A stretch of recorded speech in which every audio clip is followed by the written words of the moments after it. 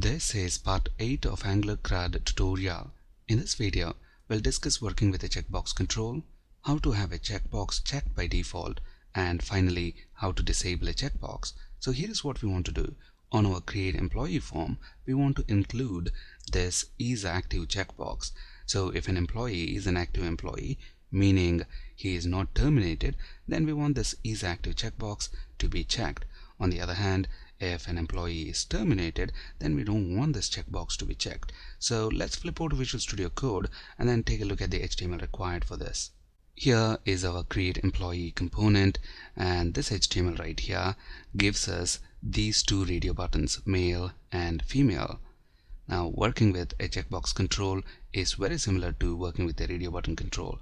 So I'm going to make a copy of this HTML and then we'll change the bits that are required. So we don't need this label right here.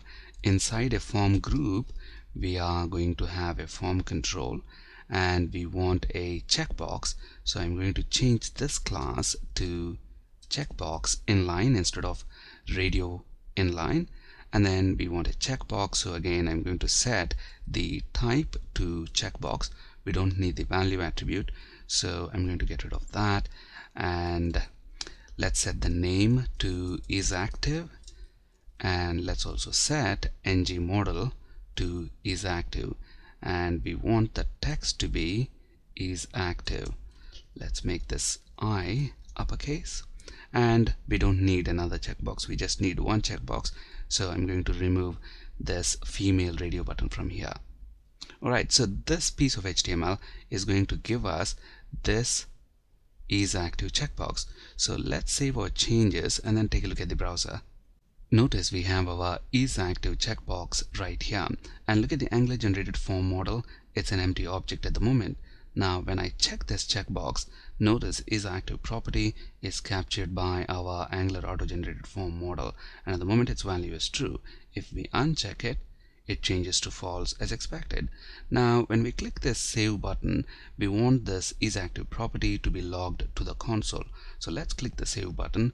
We are logging the entire ng form. So let's expand this and then scroll down, and if we take a look at the value property, it's an object, and if we expand that object, we should see isActive property.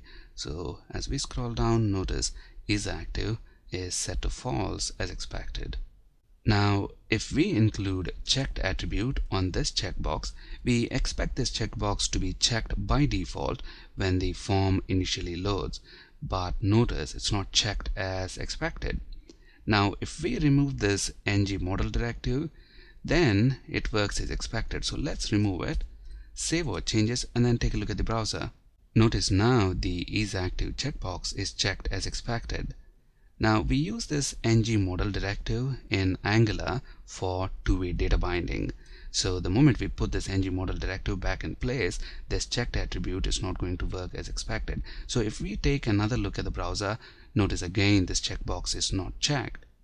So to make it work, include this isActive property within the component class. So let's go to create employee component TypeScript file, and then within the component class, I'm going to include this property isActive, and at the moment I have set its value to true because we want the checkbox to be checked by default. If you don't want it to be checked, set this property to false. Notice now the checkbox is checked as expected.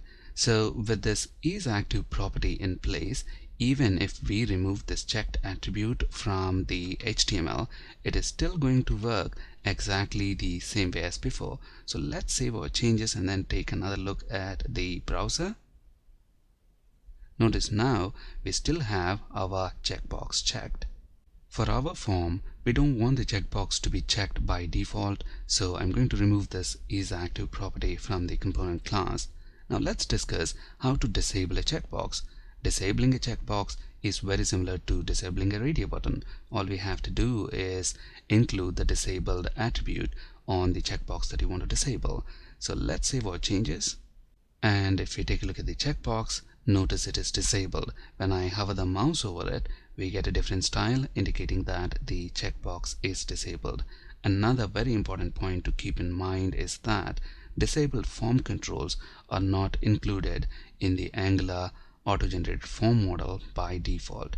So when I click this save button, we are logging the ng form to the console. So if we expand that and scroll all the way down and then take a look at the value property, it is an object, and if we expand that, we see all the properties like contact preference, email, full name, gender, phone number, but we don't see this is active property because this form control is disabled. Now we don't want our is active form control to be disabled, so I'm going to remove the disabled attribute.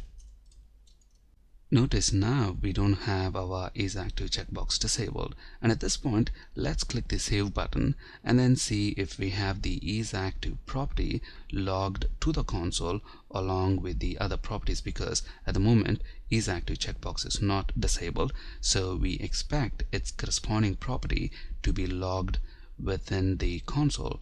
Notice we have the is active property along with the other properties like full name, gender, etc. And on the slide right here, we have the HTML required to get this is active checkbox. Thank you for listening and have a great day.